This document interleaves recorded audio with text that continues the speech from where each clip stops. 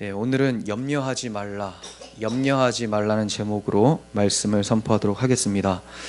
지난 시간에 우리는 하나님과 재물을 겸하여 섬길 수 없다는 것을 배웠어요.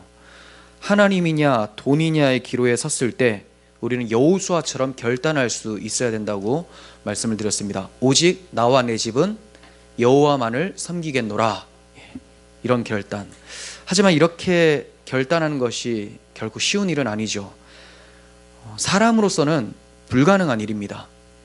사람으로서는 불가능합니다. 그러면 여호수아는 어떻게 이렇게 기도할 수 있게 되었는가? 어떻게 이러한 결단 있는 믿음을 갖게 될 수 있었는가?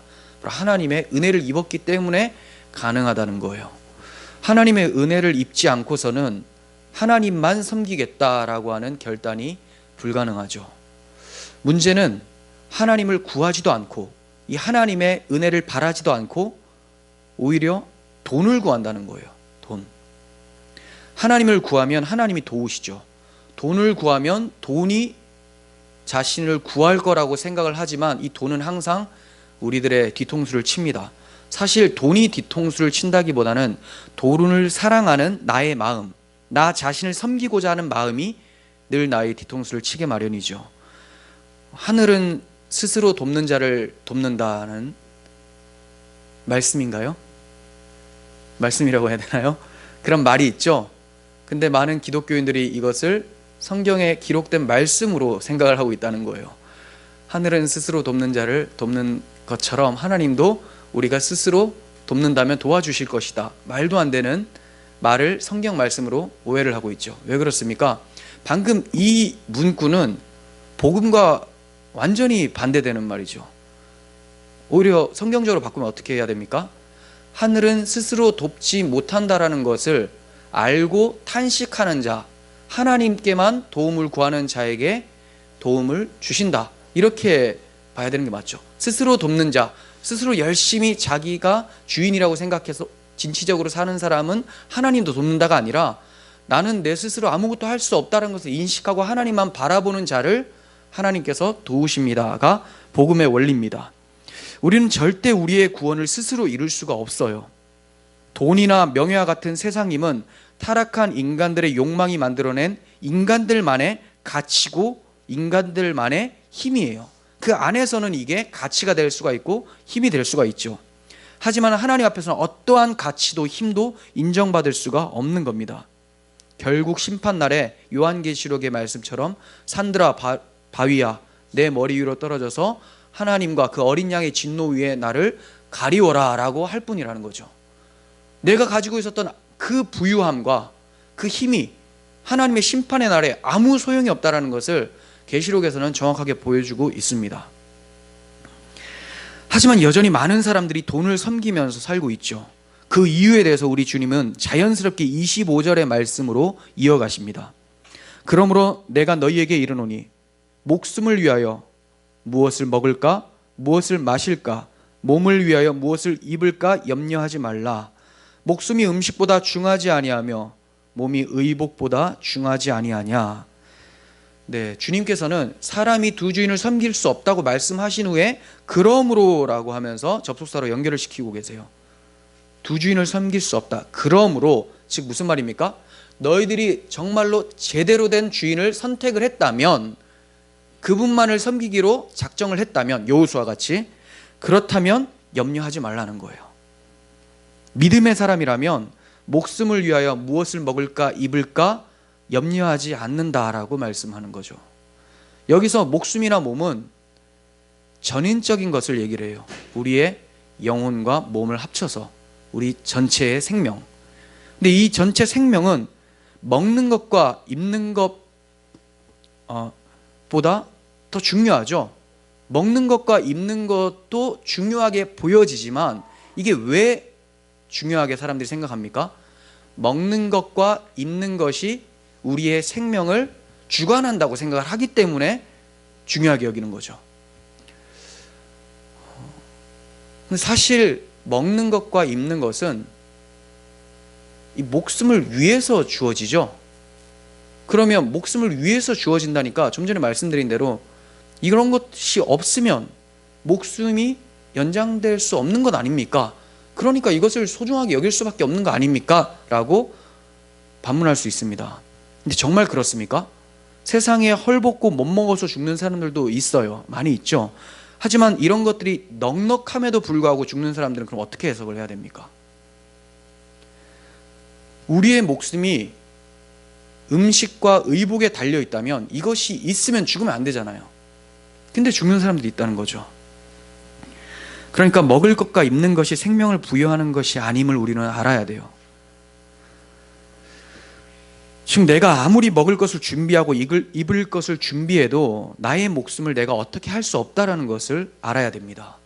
먹을 거와 입는 것은 우리 힘으로 구할 수가 있어요. 하지만 목숨은 우리 힘으로 키를 한 자라도, 즉 목숨을 조금이라도 더할 수 없다라고 주님께서 말씀하고 계시죠. 그런데 사람들이 왜 이렇게 먹을 것과 입을 것에 집착을 합니까? 생명이 거기 있다고 생각을 하니까. 그래서 이것들을 살 수 있는 돈을 사랑하는 거예요. 살려면 돈이 있어야 되니까. 먹을 것, 입는 것. 그런데 그 돈은 누구의 열심으로 벌어들입니까? 자기 열심. 내가 열심히 하면 돈을 벌 수가 있죠. 부조리가 좀 덜한 사회에서는 어느 정도 내가 열심히 노력을 하면 돈을 벌 수가 있습니다. 어느 정도의 부를 얻을 수가 있어요. 그렇다면 정말 열심히 일하여서 돈을 벌고 그 돈으로 음식과 옷을 사는 이유가 뭐죠? 내 생명은 내가 지키겠다, 이거예요. 내 생명은 내가 지키겠다. 그러니까 하나님을 섬기는 것이 아니라 자신을 섬기는 거죠. 그런데 내 삶이 또 내 인생 그리고 세상이 내 뜻대로 되지 않는 거예요. 분명히 나는 내 삶은 내가 지키겠다, 세상을 내가 내 뜻대로 바꾸어 보겠다라고 그런 포부를 가지고 살지만 마음대로 되지 않습니다. 그러니까 뭐가 생깁니까? 염려가 생겨요. 아, 이러면 안 되는데 왜 내 뜻대로 되지 않을까? 염려라는 것이 주님 편에서는 좋지 않은 거예요. 하지 말라라고 하시잖아요. 근데 인간 편에서는 필요악과 같습니다. 필요악. 왜 필요악이냐면 염려로 인해서 더욱 자기를 위해 열심히 일을 하게 됩니다. 염려가 되니까 일을 하죠. 염려가 자기 에너지 근원이 되는 거예요. 염려 없이 사는 사람은 열정도 결핍되는 경우가 참 많죠. 꿈을 이루기 위해서라도 염려가 필요해요. 내가 지금 이런 상태로 가다 보면 뭐가 아무것도 안 되겠다. 뭐 되긴 되죠. 뭐 페인이 되든지 뭐가 되긴 되는데, 근데 그걸 아무것도 안 된다고 보는 거죠. 그래서 염려가 찾아오니까 또 나를 높이기 위해서 이 염려라는 놈을 필요로 하게 된다는 거예요. 굉장히 마음을 괴롭게 하는 것은 분명한데 얘가 없으면 의욕을 상실하게 되는 거죠. 그러니까 이거 내보낼 수도 없고, 또 내보내려고 해도 내지지가 않아요. 염려가 되는데 뭐 어떡합니까? 염려야 물러가라 한다고 염려가 안 되는 게 아니에요. 얘가 있으니까 또 힘도 나고 그렇다는 거죠. 그런데 주님은 이 염려를 하지 말라고 하세요. 마치 죽으라는 것 같죠? 아무 힘도 없이 그럼 살라는 건가? 그런 게 아니죠. 주님은 이 염려를 하지 말고 다른 힘으로 살라고 말씀하는 거예요. 다른 힘. 주님께서 공급해 주시는 힘. 근데 이 염려라는 것은 나의 힘이거든요. 나의 의를 드러내기 위한 그런 도구가 된다는 거죠.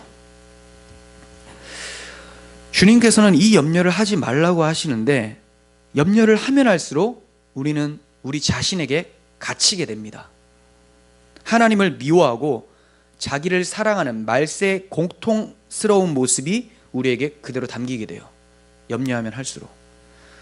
주님께서 25절부터 마지막 절까지 의식주 문제를 말씀하시는데 여기서 염려라는 단어를 6번이나 반복해서 강조를 하시죠. 그런데 염려의 이유에 대해서 노력이 부족하다, 너 게을러서 그렇다, 이렇게 말씀하지 않으세요. 대부분 염려하는 사람들한테 뭐라고 얘기합니까? 좀 더 노력하면 괜찮아질 거야. 너 게을러서 그래. 염려하지 마. 염려하지 않으려면 더 노력하면 돼. 이렇게 얘기하는데 주님은 진단을 다르게 하고 계신다는 거예요. 믿음이 적은 자들아. 30절 하반부에 나오죠. 믿음이 적은 자들아. 믿음을 말씀하세요. 왜냐하면 믿을 만한 하나님에 대해서는 믿음이 적고 믿어서는 안 되는 나에 대해서 엄청난 믿음을 가지고 있기 때문에, 또 돈과 세상 힘에 대해서는 엄청나게 믿기 때문에 믿음이 적은 자들아, 그래서 너희가 염려가 나오는 거다라고 지적하고 계신다는 거죠. 그런데 이게 주님께서 불신자들을 대상으로 말씀하시는 게 아니에요. 나름대로 주님을 믿는다고 하는 제자들한테 말씀하시고 계시는 거죠. 즉 하늘 아버지의 자녀들한테 말씀하고 있는 거예요. 우리에게 따지면 교회죠. 교회. 그러면 교회에 이렇게 믿음이 적은 사람들의 모습이 나타날 거라는 것을 말씀하시는 거죠. 교회에 염려가 없습니까? 없어야 되는데 주님 말씀대로라면. 근데 있다는 거예요. 왜 있습니까? 믿음이 적기 때문이죠. 믿음이 왜 적습니까? 믿음을 계속 무너뜨리려고 하는 마귀의 시도가 있기 때문에 그렇죠. 마귀와 그의 세상은 하나님의 자녀가 쉽게 천국 가는 길을 허락하지를 않습니다. 우리 주님께서도 십자가에 매어 달렸을 때에도 마귀가 끝까지 유혹을 하고 조롱을 하죠. 어떻게 합니까? 한번 볼까요? 마태복음 27장 40절. 이르되 성전을 헐고 사흘에 짓는 자여 내가 만일 하나님의 아들이거든. 이런 표현을 잘 씁니다. 광야 40일 금식 후에 시험 받으실 때도 네가 만일 하나님의 아들이거든 이렇게 얘기하는 거예요. 이게 중요한 포인트입니다. 이게 뭐냐면 네가 할 수 있잖아 이 얘기하는 거예요. 네가 할 수 있잖아. 자, 만일 하나님의 아들이거든. 지금 문을 완전히 열어버리시죠. 계속 쿵쿵거리세요. 자, 내가 만일 하나님의 아들이거든 자기를 구원하고 십자가에서 내려오라 하며 그와 같이 대제사장들과 서기관들과 장로들과 함께 희롱하여 이르되 그가 남은 구원하였을 때 자기는 구원할 수 없도다. 그가 이스라엘의 왕이로다. 지금 십자가에서 내려올지어다. 그리하면 우리가 믿겠노라. 그가 하나님을 신뢰하니 하나님이 원하시면 이제 그를 구원하실지라. 그의 말이 나는 하나님의 아들이라 하였도다 하며 함께 십자가에 못 박힌 강도들도 이와 같이 욕하더라. 네. 한쪽 강도가 아직까지 회심하기 전이죠. 그러니까 온통 사방에 온 세상이 다 예수님을 조롱하고 있어요. 네가 힘이 있다면, 그럴 능력이 있다면 한번 보여봐라. 하나님의 뜻은 뭐예요? 십자가에서 순종해서 죽으라는 거죠. 그래서 죄인들의 죄를 대속하라는 것이 예수님의 사명이에요. 하나님의 뜻은 치워버리고 너의 힘을 한번 나타내 봐라. 이게 마귀의 유혹이에요. 자기를 섬기라. 너의 힘을 믿어라. 이게 마귀의 유혹입니다. 우리 주님도 이렇게 유혹했다면 그의 제자된 교회들에게 이러한 유혹이 없겠습니까? 온 세상이 여기에 다 넘어가 있어요. 너 자신을 섬겨라. 너 자신을 사랑해라. 하지만 우리 주님은 십자가 위에서도 오직 하나님 아버지의 뜻만을 그렇게 의지하고 하나님만 의지하면서 순종하셔서 마귀의 관계를 물리칠 수 있었어요. 죽음에서 승리할 수 있었던 것이죠. 예수님은 하나님의 아들이 이처럼 자신을 의지하며 살아야 할 것을 십자가에서 몸소 보여주셨어요. 그렇다면 우리는 하나님의 자녀잖아요. 우리의 삶이 어떻게 살아야 된다는 거예요? 십자가의 예수처럼 마귀의 유혹과 관계에 넘어지지 않고 나를 섬기는 것이 아니라 내 힘을 나타내려고 하는 것이 아니라 하나님만을 의지하면서 살라. 이것을 배우면서 사는 것이죠. 그런데 여전히 교회에서는 마귀의 유혹에 빠져서 자기를 의지하며 염려함을 키우는 사람들이 많습니다. 염려함을 키워요. 마치 콩나물 키우듯이 물 좀 막 크잖아요. 염려는 어떻게 키웁니까? 자기를 의지할수록 염려는 점점점 커지게 될 거예요. 그런 식으로 물을 막 줘요. 나를 사랑해. 나는 나 자신을 믿어. 동기부여 막 하는 이상한 다른 복음, 그걸 듣고 스스로 정신승리하려고 계속 물을 주죠. 그러니까 염려는 계속 커지고, 염려가 커지다 보니까 이제 교회 안에서도 갈등이 생깁니다. 주님께서는 하나님이 어떤 분이신지를 알고 또 이 말씀을 듣는 자신들이 어떤 정체성과 신분을 가졌는지를 알면 그 믿음을 엉뚱한 데 쓰지 않고 하나님께만 쓸 수 있다는 것을 이미 알고 계셨어요. 그러므로 하나님이 어떠한 분이신지를 26절부터 자세하게 설명해 주시고 계시죠. 이걸 알면 우리 믿음이 엉뚱한 데로 흘러가지 않는 거예요. 26절, 공중의 새를 보라. 심지도 않고 거두지도 않고 창고에 모아들이지도 아니하되 너희 하늘 아버지께서 기르시나니 너희는 이것들보다 귀하지 아니하냐. 네, 공중의 새는 심지도 않고 거두지도 않고 창고에 모아들이는 수고를 하지 않죠. 이거 인간들이 다 하는 수고죠. 근데 공중의 새는 안 해요. 일어나서 날아가는 거예요. 그러면 하나님께서 허락해 놓은 것을 그냥 가지고 먹는 거예요. 저는 이걸 묵상하면서 무슨 생각이 들었냐면, 광야의 이스라엘 백성들이 만나를 먹었던 것을 생각을 하게 됐습니다. 이스라엘 백성들이 한 게 아무것도 없어요. 무슨 말입니까? 광야에서는 할 수 있는 게 없다는 거예요. 그거 알면 되는 거예요. 하나님께서 주시는 것으로 그냥 사는 거예요. 광야에서 뭐 밭을 매겠습니까? 광야에서 뭘 저장을 하겠습니까? 아니요. 날마다 하나님께 주시는 만나, 그 양식으로 산다는 것이죠. 이스라엘 사람들의 노력이 아니라 하나님이 먹이시는 거예요. 옷은 어떠합니까? 광야 이스라엘 백성들이 옷을 자기들이 기어가지고 입었습니까? 애굽에서 나올 때 입었던 그 옷, 그 신발, 40년이 지날 때까지 해지지도 않고 낡아서 떨어지지도 않더라, 이렇게 성경에서 기록하고 있죠. 그냥 하나님께서 주시면 그것으로 끝까지 가는 거예요. 주신 것으로. 왜? 그게 충분하니까. 이들의 수고와 상관없이 하나님께서 필요한 것은 다 주십니다. 즉 인간은 공중의 새와 같이, 광야 이스라엘 백성들과 같이 하나님이 주시는 은혜로만 살아야 되는 거예요. 이게 성경이 말하는 겁니다. 하나님은 아무 한 것 없이 그냥 존재하고 있는 공중의 새를 먹이세요. 그런데 하나님의 백성들이 이것보다 귀하지 않겠습니까? 인간은 하나님의 형상으로 지음을 받았어요. 먼저 이것만 봐도 공중의 새보다 훨씬 귀해요. 그런데 여기서 하나님의 자녀들은 어떤 자들입니까? 하나님의 형상으로 지음 받았는데 마귀의 관계로 인해서 형상을 잃어버립니다. 그런데 여기서 하나님의 독생자 예수 그리스도의 피로 산 하나님의 자녀들, 얼마나 귀하겠습니까? 예수님의 피값으로 샀어요. 예수님의 가치라는 거죠. 공중의 새와 비교가 안 돼요.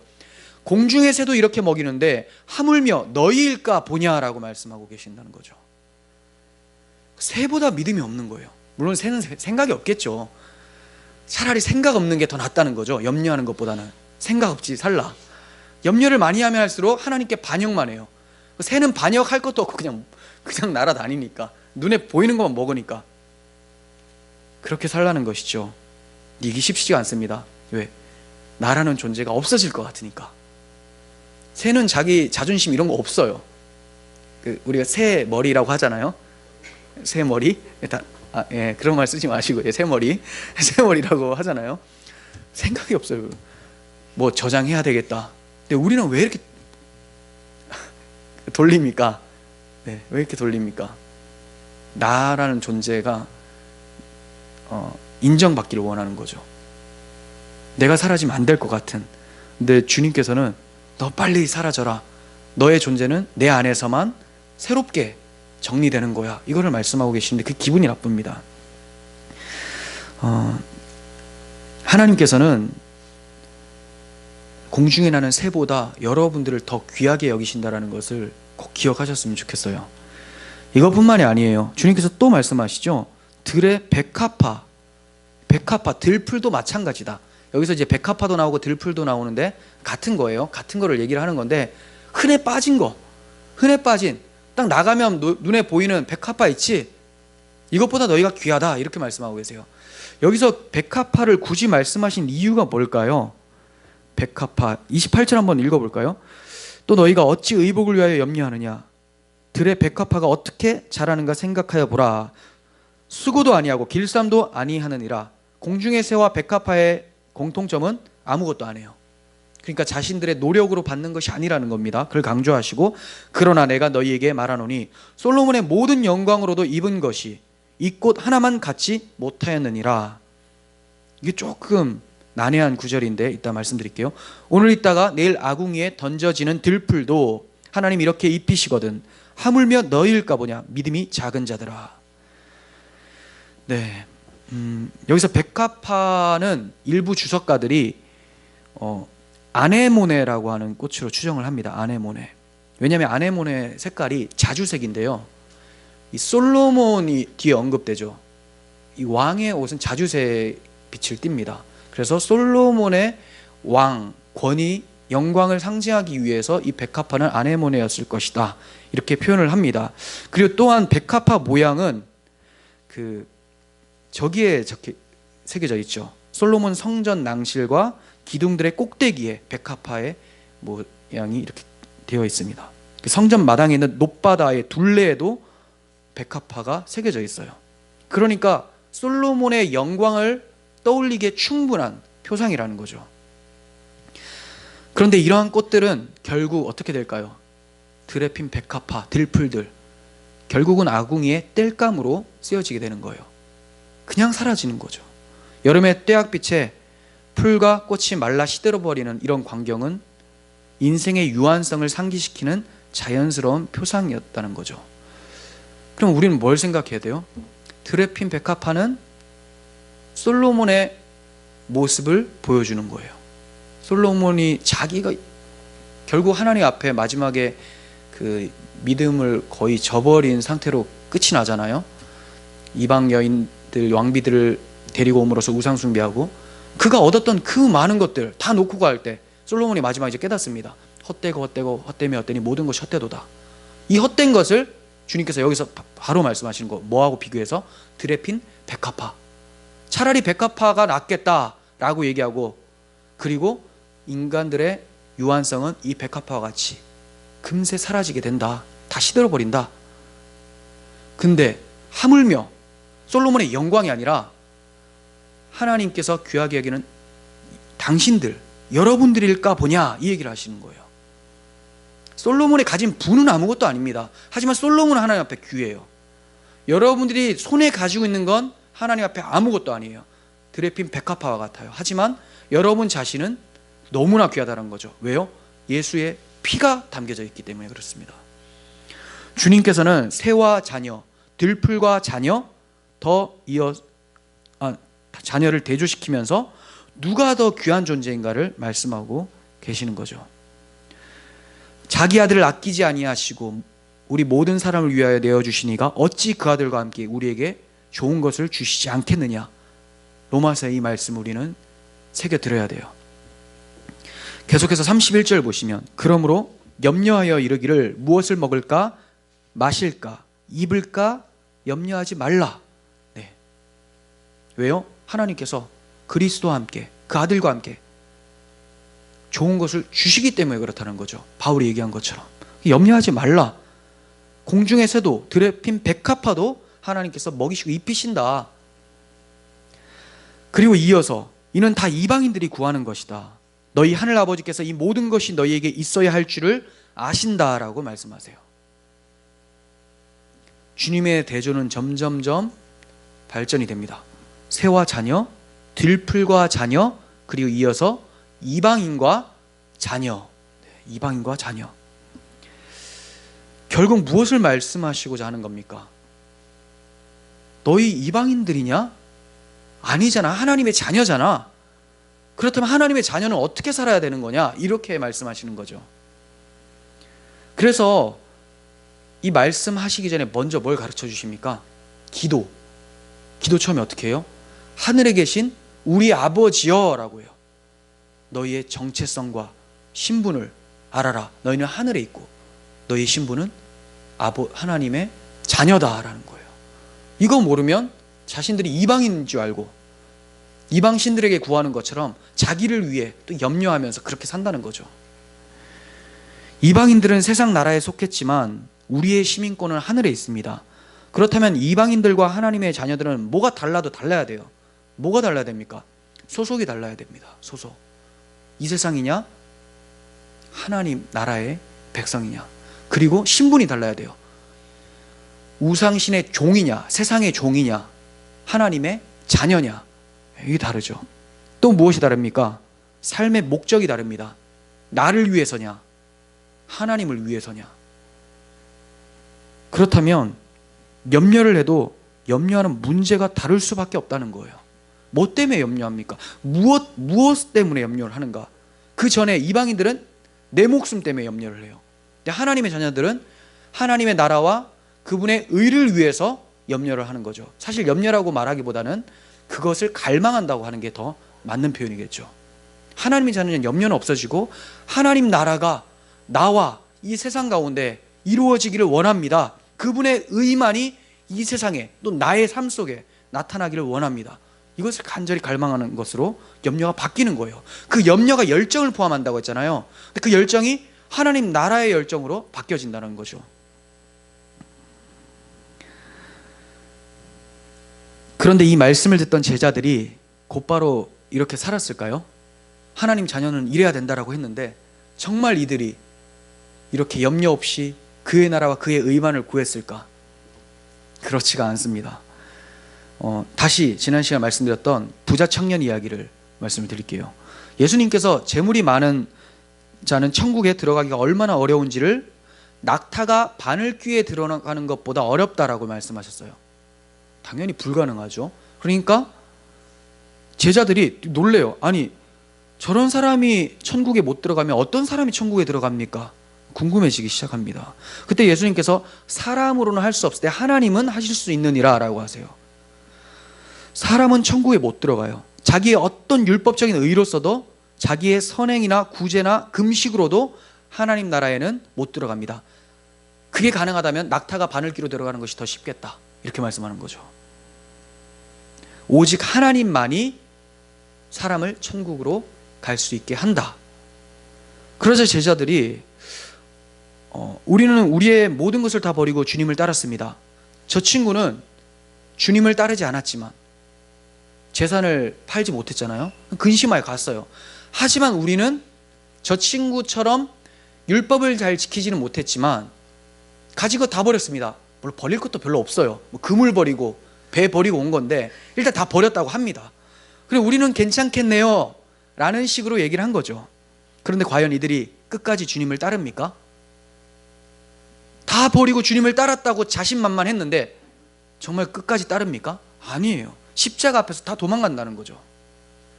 그러므로 누가복음의 저자 누가가 이 부자 청년 이야기의 바로 뒤에 이어서 이렇게 이제 기록을 합니다.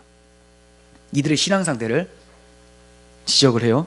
18장 31절, 예수께서 12제자를 데리고 이르시되 보라, 우리가 예루살렘으로 올라가노니 선지자들을 통하여 기록된 모든 것이 인자에게 응하리라. 자, 십자가에 달리시기 위해서 올라가는 것을 말씀하세요.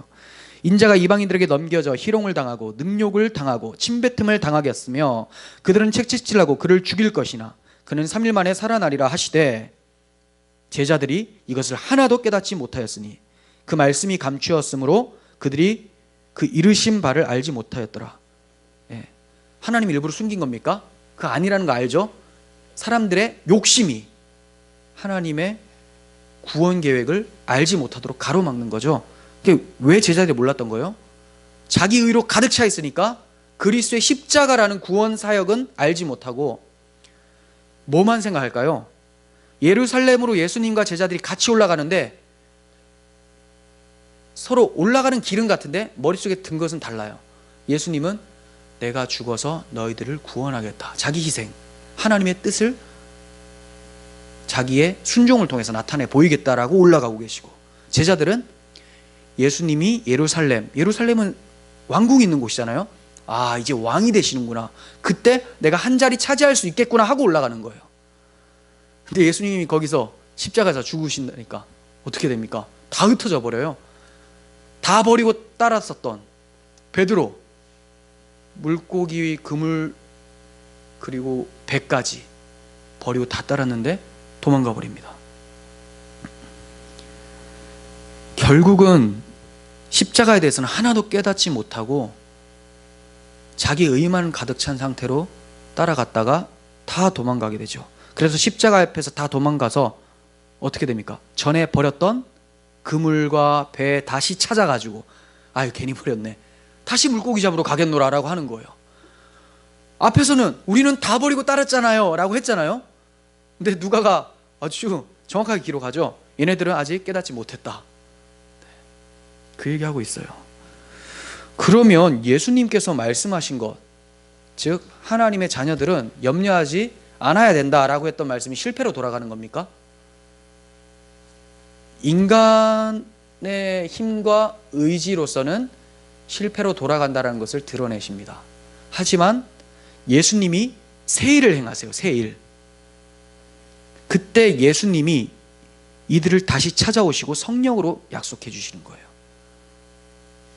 그물과 배 다시 찾아가지고 고기 잡으러 간 베드로를 다시 찾아오시죠. 그리고 너희에게 성령이 있을지어다 라고 하시죠. 그리고 정말 오순절날에 약속하신 성령을 보내주세요. 성령이 임하자 이들이 증인이 되어버립니다. 이것이 바로 사람은 할 수 없을 때 하나님은 하실 수 있느니라 라고 하는 결과라는 거예요. 성취. 그러므로 하나님께서 하셔서 주의 제자가 된 사람들은 이제 자기를 의지할 그 무엇도 없다라는 것을 깨닫게 된 자들이에요. 나는 다 버렸다고 생각했지만 다 버릴 수도 없는 자였구나. 나 이제 어떡하나. 세상에 나의 의지 또한 믿을 수 없는 자가 되었구나. 아무것도 없어요. 정체성이 없어진 사람이에요. 존재감 자체가 없어졌어요. 이제 그들이 할 수 있는 것은 그의 나라와 그의 의만을 구할 수밖에 없는 것이죠. 나를 새롭게 해주신 성령, 하나님의 능력만을 의지하게 된다는 거예요. 이렇게 그 나라와 그의 의만을 구할 수 있게 하시는 것은 하나님의 일이에요. 인간들이 자기의 결단으로 할 수 있는 것이 아니라 하나님의 은혜가 임해서 하나님이 하시면 이 능력이 나옵니다. 그러므로 내일 일을 염려하지 말라고 해서 염려하지 않을 사람이 이 세상에는 단 한 사람도 없어요. 자기 힘으로는. 제가 말씀드리는 것은 교회는 그러면 염려하는 게 당연하다 이게 아니에요. 교회가 염려하는 이유는 뭡니까? 하나님을 의지하지 않고 그 하나님이 하실 일을 기대하지 않고 내가 할 수 있다. 나 이 정도 신앙생활 했으니까 그래도 내가 기도하는 사람이니까 내가 할 수 있다라고 하는 사람들 염려합니다. 그런데 나는 염려 않을 수 있는 능력조차 없습니다. 하나님 도와주세요 라고 매달리는 사람들이 그 하나님 안에서 하나님의 새 일을 행하심 때문에 염려를 안 하게 된다는 거예요. 자기를 비우지 않으면, 자기를 십자가에 못 박지 않으면 우리에게 찾아오는 염려를 끊어낼 수가 없어요. 하나님께서는 자기 백성들에게 염려조차 하지 못하도록 만들어내시고 만다는 거죠. 그리고 나서 하나님의 뜻을 이루어내십니다. 그 사람들에게. 무슨 뜻일까요? 33절이에요. 그런즉 너희는 먼저 그의 나라와 그의 의를 구하라. 그리하면 이 모든 것을 너희에게 더하시리라. 그러므로 내일 일을 위하여 염려하지 말라. 내일 일은 내일이 염려할 것이요 한날의 괴로움은 그날로 족하니라. 이것을 하나님이 이루어내세요.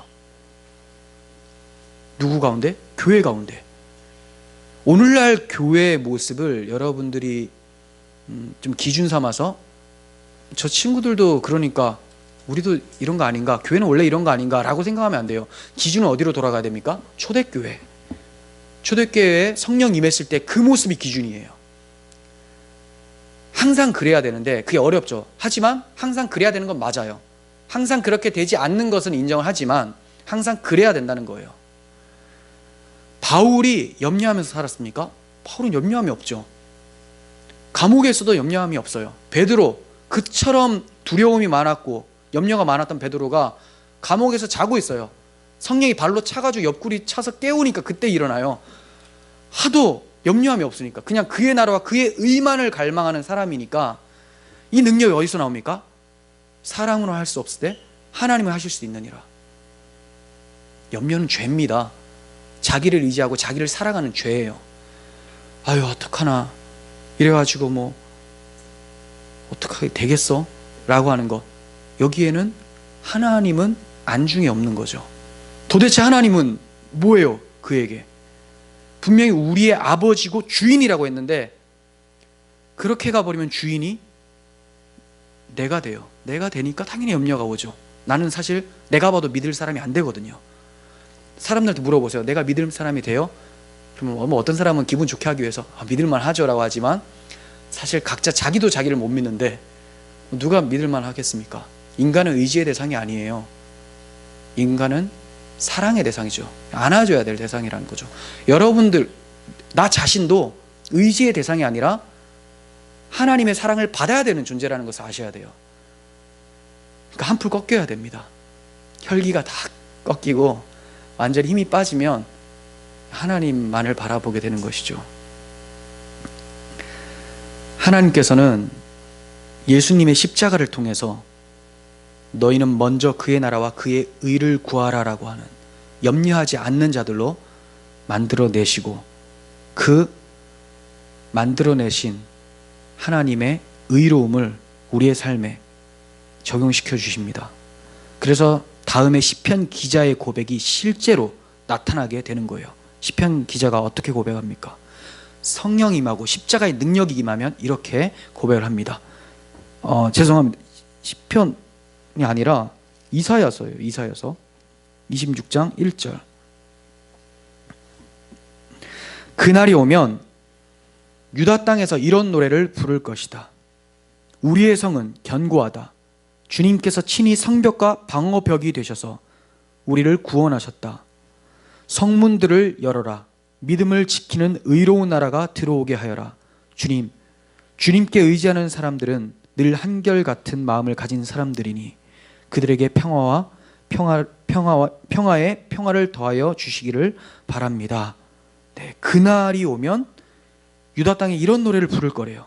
그날이 언제입니까? 주님으로 만족하고 주님이 우리의 구원이다. 평화를 더하여 주시옵소서. 이것만을 구하는 그날이 언제입니까? 그리스도의 영이 우리를 주장하는 날. 바로 지금이에요. 지금은 은혜 받을 만한 때요 구원의 날이로다 했잖아요. 성령이 이미 우리 가운데 오셨습니다. 그 성령을 여러분들이 의지하고 붙들고 있다면 그날은 우리에게 임했죠. 이미 거듭난 사람들에게는 항상 그날이에요.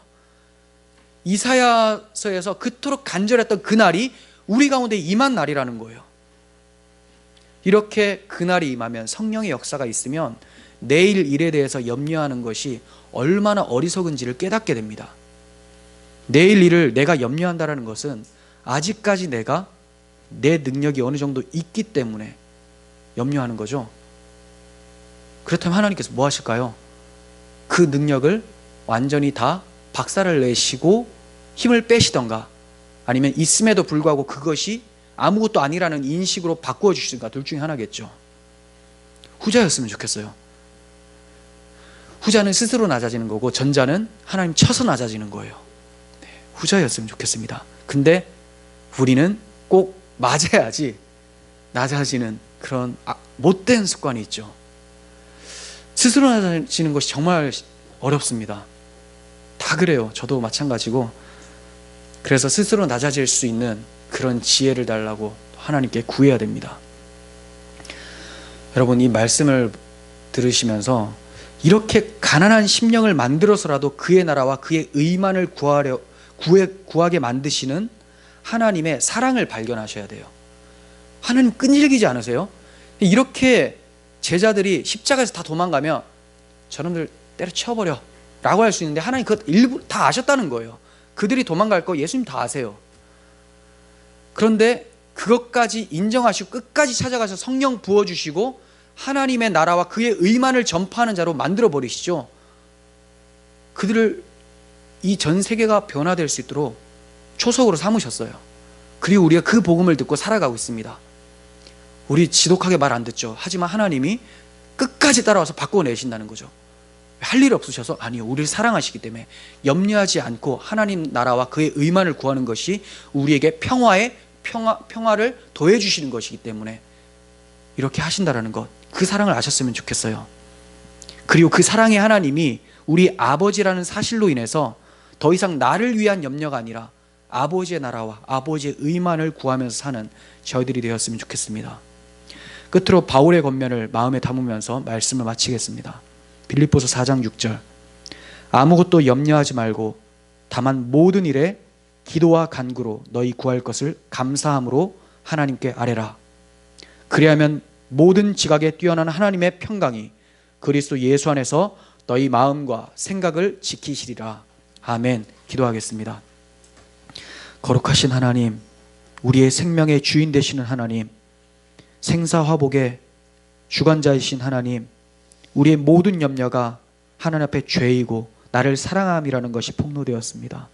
하나님, 저희의 믿음 없음을 불쌍히 여겨주시고 그리스도의 십자가의 영이, 성령이 이 시간에 우리를 통치하여 주심으로 하나님만을 우리의 주인이고 우리의 힘이고 우리의 생명이라는 것을 인식하고 그 사랑의 하나님이 우리의 아버지시기 때문에 더 이상 나를 위해 염려하는 것이 아니라 아버지의 나라의 영광을 위해서만 갈망하며 살아가는 저희들 되게 도와주시옵소서.